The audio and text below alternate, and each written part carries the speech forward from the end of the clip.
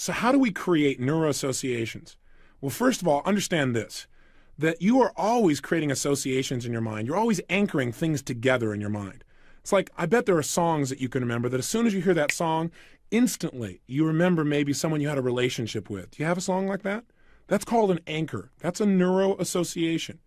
Our brains, whenever we're highly emotional, now when I say highly emotional, what I mean is we're feeling strong feelings. Those feelings can be positive or negative, like negative ones like depression or frustrated or angry, or positive ones like happiness or joy or ecstasy. Anytime we're feeling strong feelings, whatever is happening around us consistently at that moment usually gets linked to it. That's called an anchor. That's what a neuroassociation is. Whatever is happening around us consistently at that moment usually gets linked to it. That's called an anchor. That's what a neuroassociation is. A neuroassociation is. So, for example, if you were in a situation in your life where somebody yelled at you, and while they were yelling at you, they gave you a certain kind of look, later on in your life, somebody may give you that same look, and you might get angry right away. Have you ever had that happen? You go, "Don't look at me that way." And they go, "What way?" And you go, "Don't look at me that way." And they go, "What way?" Or I'll give you another example. What happens to you when you see a spinning red light in your rearview mirror? Do you get a state change? You better believe it. That's a neuroassociation. What's happening at that moment is you've learned to link that spinning red light to some rather negative emotions. How did it happen? Well, one time you got pulled over. You didn't like wake up one day, or you didn't get born where you came out of your mother's womb and said, "Okay, copper." Right? That's not how it happened. What happened was you were driving along, minding your own business, being a good citizen. And one day somebody pulled you over for no reason.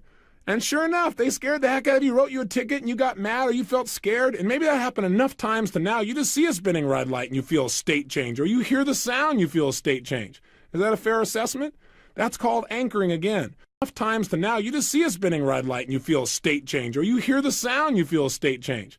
Is that a fair assessment? That's called anchoring again. That's called anchoring again. So remember, anchors happen whenever we're in highly emotional states. By the way, they happen even when we don't want them to.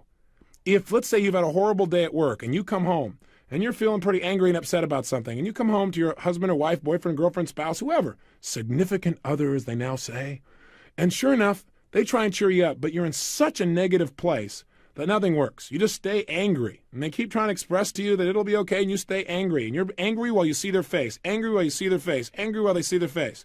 Pretty soon, let's say that happens for 2 or 3 straight days. Let's say the 4th day, you have a great day. God, you feel great. You can't wait to be home with your husband, wife, boyfriend, girlfriend, spouse, significant other. And you walk through the door feeling great, can't wait to be with them. You look at their face, and within a few seconds, you feel angry. Or all of a sudden, you start fighting for no reason. Have you ever seen something like this happen? I know not in your life, but maybe in other people's lives. My hallucination is you probably have. That's called anchors. You start fighting for no reason. Have you ever seen something like this happen? I know not in your life, but maybe in other people's lives. My hallucination is you probably have. That's called anchors. That's called anchors. So we've got to be careful. Anytime we're in strong states, things get linked up. That's how our memories are. Haven't you ever noticed, when you remember something, many times that memory will remind you of something else. You go, "Oh, I was trying to think of that before. Oh, yeah, do you remember this?" And it's like this network of associations in our mind. So that's how the brain works. Those associations are happening all the time. And sometimes they totally disempower us, and sometimes they have nothing to do with reality. The time, and sometimes they totally disempower us, and sometimes they have nothing to do with reality. I'll give you an example. I was doing a seminar one time. Here I am bouncing along, talking in the front of the room. I had about 600 people in the room, and I'm speaking, and I'm really cranking. And up on the stage next to me was this knight. What I mean is literally a suit of armor. And I was using it as a kind of a fun metaphor for the story I was telling at the time. And sure enough, as I'm talking, when I walked on the area of the stage where the knight was standing, all of a sudden my microphone started to go crazy with all this static. And then as I walked away, the static seemed to go away as well. So I kept on talking, and sure enough, as I got close to that same spot, all of a sudden my microphone, the static started going crazy again. Well, you can guess what happened. Immediately, people in the audience turned to me and said, "It's the knight. That's the problem. Stay away from the knight." And I said, "Boy, you guys sure link things up pretty quick. I'm not convinced. I only did it twice, and you're already convinced it's the knight? You've already associated the knight as the problem?" I said, "I don't think that's true." And I walked away from the knight, and it stopped having static. And they said, "See?"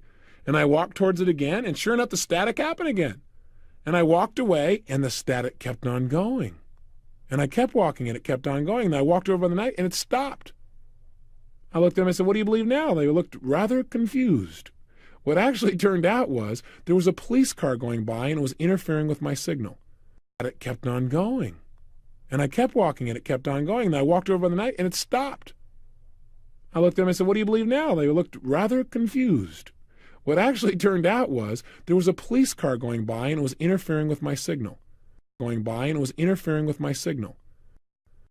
See, a lot of times in life, we link up things. We go, the reason I didn't succeed is because of this. Or if this would have happened, my life would have been this way. Or if you hadn't done that, this would happen. But I got to tell you, a lot of our NewroAssociations have no basis in reality. They feel real to us, but they are totally disempowering because they have nothing to do with what actually went on. So on the next tape, what you're going to study is how to change your NewroAssociations specifically, step by step. But you already know how they're created. If you're in an emotional state, something happens consistently while you're in the peak, you're going to link it up. Just like Ivan Pavlov and the dogs. Remember him? He took these dogs, didn't feed them, put food in front of them. As soon as they saw the food, whammo. Immediately they felt hungry. While they're feeling hungry, ring a bell. Feeling hungry, ring a bell. Feeling hungry, ring a bell. Till pretty soon the two got linked. As soon as he rang a bell, whammo, they felt hungry. Now, even though the bell had nothing to do with it, that's what advertisers have done with you for years. Ring a bell. Till pretty soon the two got linked. As soon as he rang a bell, whammo, they felt hungry. Now, even though the bell had nothing to do with it, that's what advertisers have done with you for years. It's now time for you to take control back. It's time for you to advertise in your own mind. So if you want to change the direction of your life, your ultimate destiny, and how you feel now, you got to change these associations. Take a look at the most successful people around you and see how one or two simple associations change their entire life. Look at Mother Teresa. Who is this woman?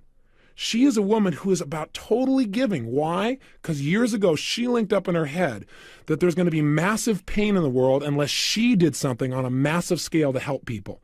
She also linked that if she could help people, ultimate pleasure, and it's controlled her entire destiny.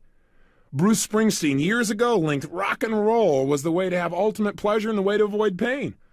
Hey, take a look. Michael Jackson, growing up, was not allowed not to practice.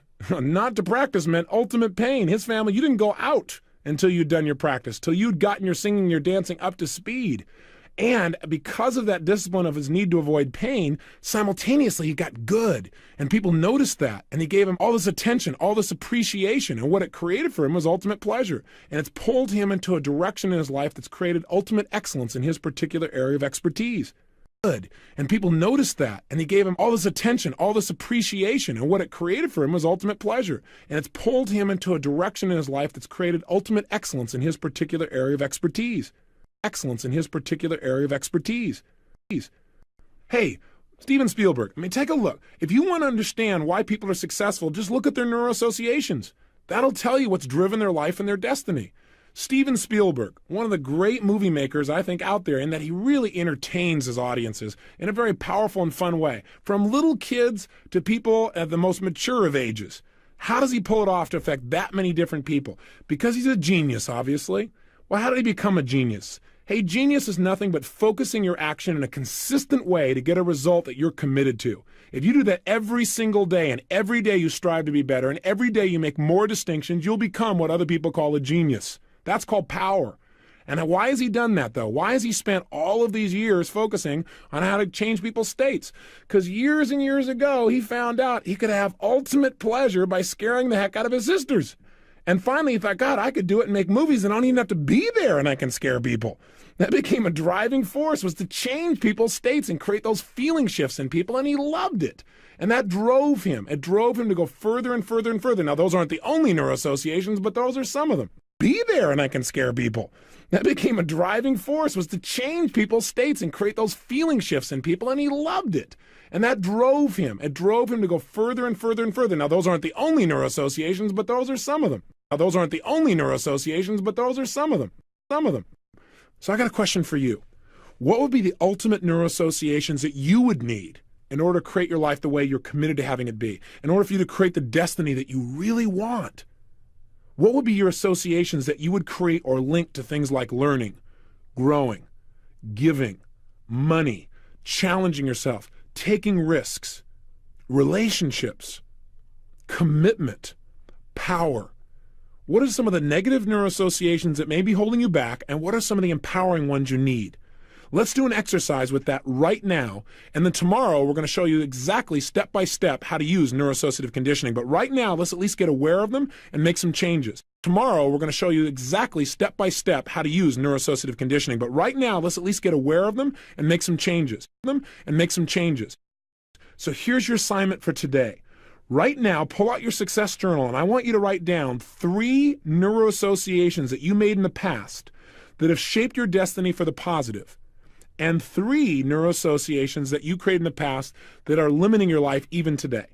Now, for example, I told you that for me, empowering associations were things like linking alcohol to pain. For me, because I felt that empowered me. I didn't ever have to use alcohol, and I've had more energy in my life and more physical health.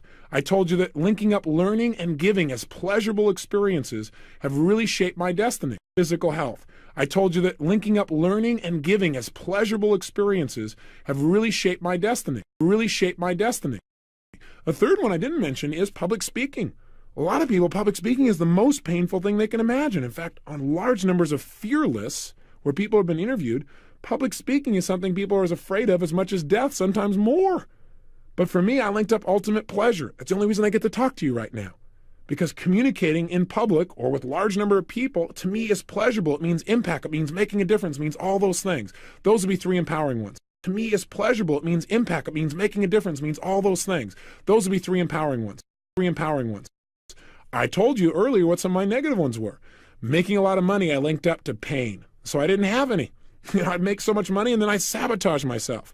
So I thought making money, yeah, certain amounts okay, but too much money, oh boy, then it's not fair because other people don't have as much as you do. I had all those negative associations. I linked up associations like eating lots of food means pleasure, or eating lots of food means love, and I gained 38 pounds as a result of it. So you got a list of empowering associations and disempowering ones. I want you to just get those clearly, ones that have shaped your destiny. And I want you to do it right now. I want you to just get those clearly, ones that have shaped your destiny. And I want you to do it right now. So take out your success journal, and I want you to think. And don't come up with the only ones. Just come up with at least 3. What are 3 associations you've made in your life that have altered your destiny for the positive, that have shaped you as a person? And what are 3 neuroassociations that are disempowering you now? Just identify them. That are disempowering you now. Just identify them. Now, by the way, if you wanted to get rid of them, all you have to do is link enough pain to keeping them and pleasure to changing them, and your brain will find a way. But we'll give you a step beyond that. On the next tape, we're going to study how to use the science of neuroassociative conditioning. Pull out your success journal. Go for it now. I'll see you tomorrow. Live with passion.